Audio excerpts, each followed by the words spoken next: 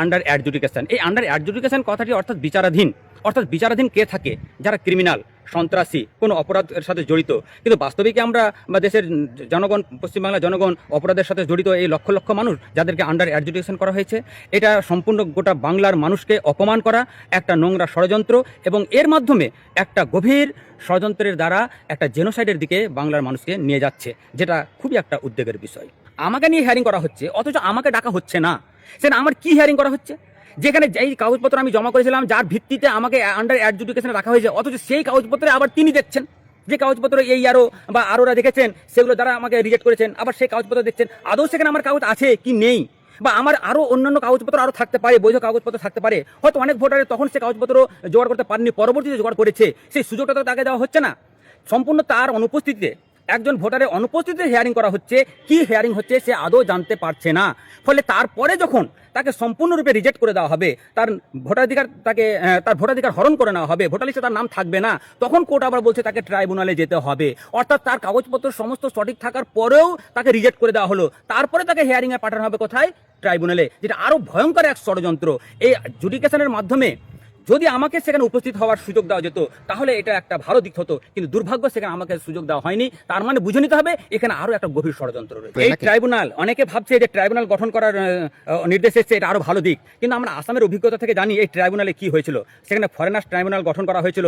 সেই ট্রাইব্যুনালে বছরের পর বছর ধরে নাগরিকদেরকে হয়রান করা হয়েছে। যারা দরিদ্র, মেহনতি, খেটে খাওয়া মানুষ, অশিক্ষিত ফ্যামিলি, তারা কাগজপত্র জোগাড় করতে পারছিল না। অনেকের বাড়িতে নোটিশ পাঠানো হচ্ছিল, তারা নোটিশের মানে বুঝতে পারছিল না, তারা সঠিক সময়ে ট্রাইব্যুনালে হাজির হতে পারেনি। এর ভিত্তিতে ট্রাইব্যুনাল তাদেরকে ডিভোটার বা বিদেশি নাগরিক বলে ঘোষণা করেছে, তাদেরকে ডিটেনশন ক্যাম্পে পাঠানো হয়েছে। ফলে এই ট্রাইব্যুনালের মাধ্যমে মানুষকে আরও হয়রানি করা হচ্ছে। এবং সেখানে শুধু জাজরা নয়, সেখানে সেই ট্রাইব্যুনালে যে সমস্ত অফিসাররা থাকে, তারা এই মানুষের দারিদ্রতার সুযোগ নিয়ে, অশিক্ষার সুযোগ নিয়ে তাদেরকে শোষণ করে, তাদের কাছে লক্ষ লক্ষ টাকা তারা কেড়ে নেয়, লুটে নেয়। তারপরেও আসামে আমরা দেখেছি এত টাকা খরচ করার পরেও তাদের স্থান হয়েছে ডিটেনশন ক্যাম্পে। তারা ভারতের নাগরিকত্ব অর্জন করতে পারেনি, অথচ তারা এই দেশের নাগরিক, তারা ভূমিপুত্র, তাদের দাদার দাদা, তাদের ঠাকুরদারা এই দেশে জন্মগ্রহণ করেছে, এই দেশে তারা মানুষ হয়েছে। ফলে এই ট্রাইব্যুনালের বিষয়টি আরো ভয়ঙ্কর। এটা মানুষকে একটা শোষণের, নিপীড়নের একটা যন্ত্র, যেটা আমরা আসাম অভিজ্ঞতা থেকে বলতে পারি। আমরা উত্তরণের একটাই পথ, আমাদের গণজাগরণ।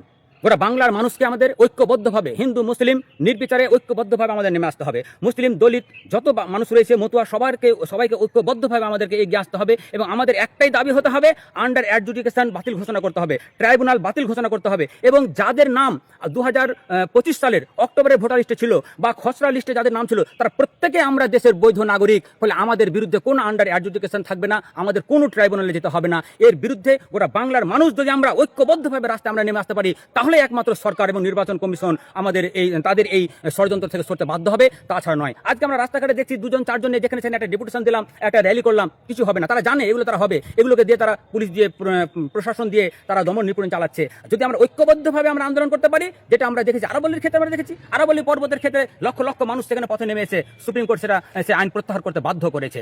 আজকে আমরা কৃষক বিলের বিরুদ্ধে দেখেছি, পাঞ্জাবের লক্ষ লক্ষ মানুষ পথে নেমে এসেছে, তারা সেই বিল প্রত্যাহার করতে বাধ্য হয়েছে। আজকেও যদি আমরা বাংলার মানুষ ঐক্যবদ্ধভাবে আজকে আমরা লক্ষ লক্ষ মানুষ আমরা পথে নামতে পারি, তাহলে একমাত্র এই ষড়যন্ত্রের বিরুদ্ধে আমরা রক্ষা পাবো। না হলে আমাদের কোনো রক্ষা নেই। আমাদেরকে এই বাংলার মানুষকে লক্ষ লক্ষ, 60 লক্ষ মানুষকে, কেন 1 কোটি, তার কারণ তার আগেই অলরেডি প্রায় 40 লক্ষ মানুষকে ডিভোটার ঘোষণা করা হয়েছে, ডিলিট করে দেওয়া হয়েছে, তাদেরকে ডিটেনশন ক্যাম্পে পাঠাবে। তাদের বিরুদ্ধে গভীর ষড়যন্ত্র। বাংলার মানুষকে আমি এটা বলবো, আপনারা এগিয়ে আসুন, ঐক্যবদ্ধভাবে আজকে পথে নামুন এই জঘন্য একটা ভয়ঙ্কর ষড়যন্ত্রের বিরুদ্ধে।